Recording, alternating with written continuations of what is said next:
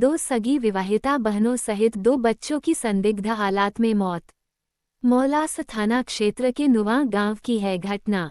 दोनों विवाहित महिलाओं के पति विदेश में कर रहे हैं नौकरी। चारों के शव लाए गए राजकीय बांगड़ जिला अस्पताल। मृतक बहनों के परिजनों ने मौलास थाना में दर्ज करवाया हत्या का मामला। पुलिस ने मामले में 7 लोगों को किया गया राउंड अप। सुबह से शाम तक चले घटनाक्रम के बाद परिजनों में बनी सहमति। शवों हुआ पोस्टमार्टम किया परिजनों के हवाले। पुलिस जुटी मामले की जांच में। डीडवाना जिले के मौलास थाना अंतर्गत नुआ गांव में आज एक बड़ी दर्दनाक घटना हो गई, जिसमें 2 सगी विवाहित बहनों ने अपने 2 बच्चों के साथ फांसी के फंदे पर लटककर आत्महत्या कर ली। मृतकों में एक 7 साल की बच्ची और 4 साल का बच्चा भी शामिल है। इस घटना में चारों की मौके पर ही दर्दनाक मौत हो गई। वहीं घटना के बाद परिजनों में कोहराम मच गया। इस मामले में दोनों बहनों के परिजनों ने ससुराल पक्ष पर दोनों बहनों को प्रताड़ित करने और उनकी हत्या करने का आरोप लगाते हुए पुलिस में मामला दर्ज करवाया है, जिसके आधार पर पुलिस ने 7 लोगों को डिटेन कर जांच शुरू कर दी है। आपको बता दें कि नुआ गांव की रहने वाली 2 सगी बहनें नाजिया और साजिया का एक ही परिवार में ससुराल है। दोनों बहनें जेठानी और देवरानी है। दोनों महिलाओं के पति 5 सालों से विदेश में कार्यरत है। बताया जा रहा है कि लंबे समय से परिवार में गृह क्लेश और पारिवारिक विवाद हो रहा था, जिसके चलते दोनों बहनें तनाव में आ गई और कल मध्य रात्रि दोनों बहनों ने 2 बच्चों सहित फांसी का फंदा लगाकर आत्महत्या कर ली। परिजनों को जब घटना का पता चला तो घर में कोहराम मच गया। वहीं सूचना पर मौलास पुलिस मौके पर पहुंची और चारों के शवों को फंदे से उतारकर डीडवाना के राजकीय बांगड़ चिकित्सालय की मोर्चरी में पहुंचाया।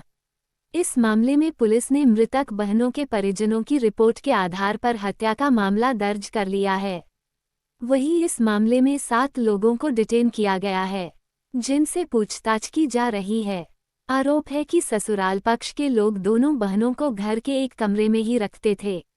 उन्हें मकान के दूसरे हिस्सों में आने जाने की मनाही थी। इसके अलावा उन्हें घर में बार बार मानसिक प्रताड़ना दी जाती थी।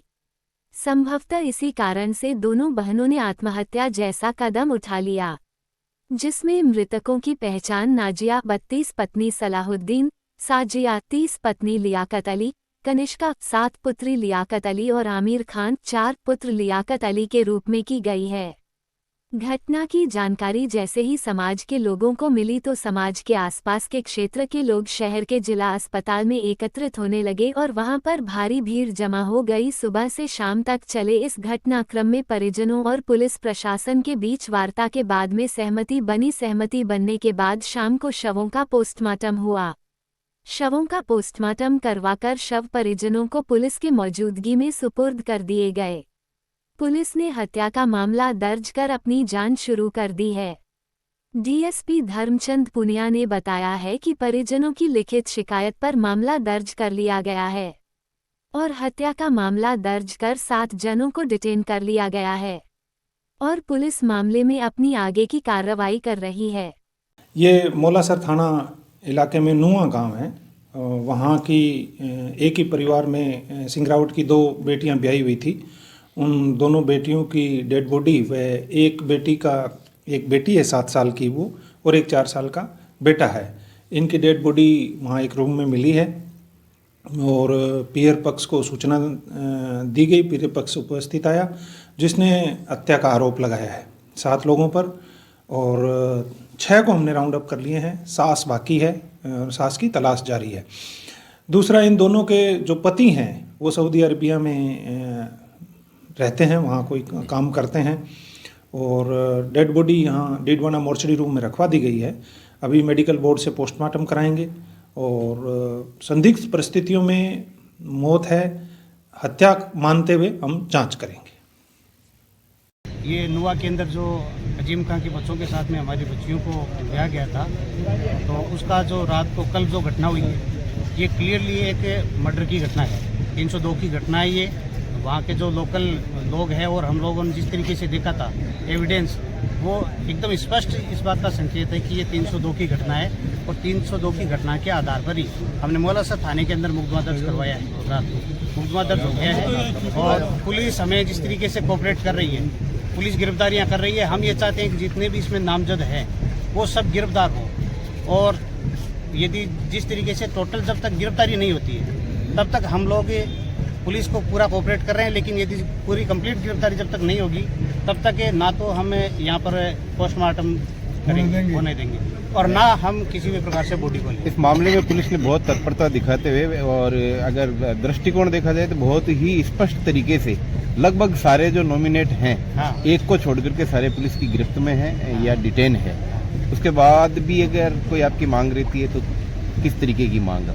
नहीं, पुलिस कोऑपरेट कर रही है। रात भर से हम देख रहे हैं, पुलिस ने गिरफ्तार किया है, जो हमारे नामजद है उनको गिरफ्तार किया, उनमें से अभी कुछ बकाया हैं, तो वो जैसे गिरफ्तारी हो जाती है। हम ये चाहते हैं कि ये क्लियर 302 की घटना है और हमें न्याय चाहिए इसके अंदर। यदि पुलिस इसके अंदर फेयरली न्याय करती है हमारे साथ में और जिस तरीके से कोऑपरेट कर रही है तो हम भी कोऑपरेट करने के लिए तैयार हैं। सुनने में ये आ रहा है कि पूर्व में कोई विवाद था, उसके बाद में समझौता होने के बाद आप दोनों परिवारों ने सहमति जता करके दोनों बच्चियों को जो है वो ससुराल भिजवाया। ये क्या था? क्या कोई डिमांड या इसको दहेज वाले नजरिए से भी देखा जा सकता है? नजरिए से था क्लियरली शुरू के अंदर, जैसे कुछ दिनों के लिए शादी जैसे हुई थी, उसके बाद में कुछ समय तक तो ठीक चलता रहा, लेकिन थोड़े दिनों बाद में ही परेशान करना शुरू कर दिया।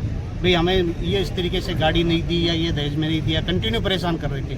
बार बार वो वहाँ से ला करके यहाँ पर हम लोग छोड़ते और यहाँ पर ला करके फिर परेशान किया जाता।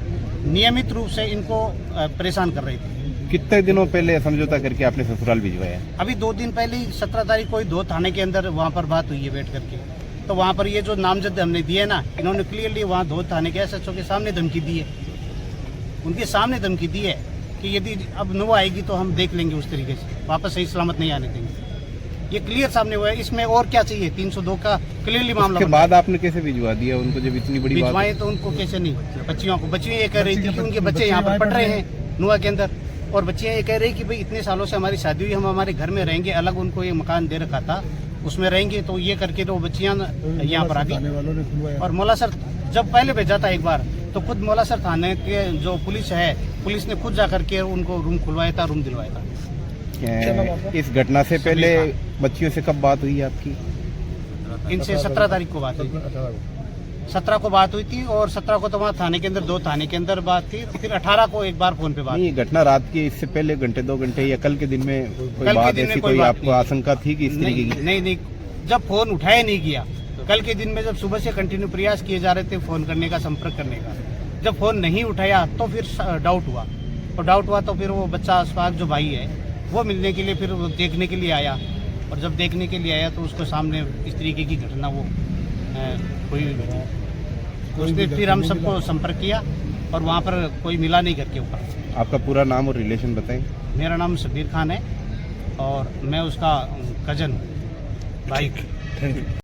रात जो 302 का मुकदमा दर्ज हुआ था, आज डेड बॉडी का पोस्टमार्टम करा के अभी रवाना की है, और इसमें अब तक हमने नामजद आरोपियों को 7 लोगों को डिटेन कर रखा है, और अभी 10 सर के बाद सुबह रवान और जाना तक ये लोग आएंगे, मौका मुआयना करेंगे, उसके बाद अग्रिम कार्रवाई करेंगे। 7 लोग हमारे पास अभी डिटेन हैं। किस तरह का मामला दर्ज किया गया है और क्या प्रकरण में? इन्होंने जो हमें लिखित परिवाद दी है उसके अनुसार दहेज प्रताड़ना और 302 का और 120 BIPC का मुकदमा दर्ज किया है और अनुसंधान कर रहे हैं।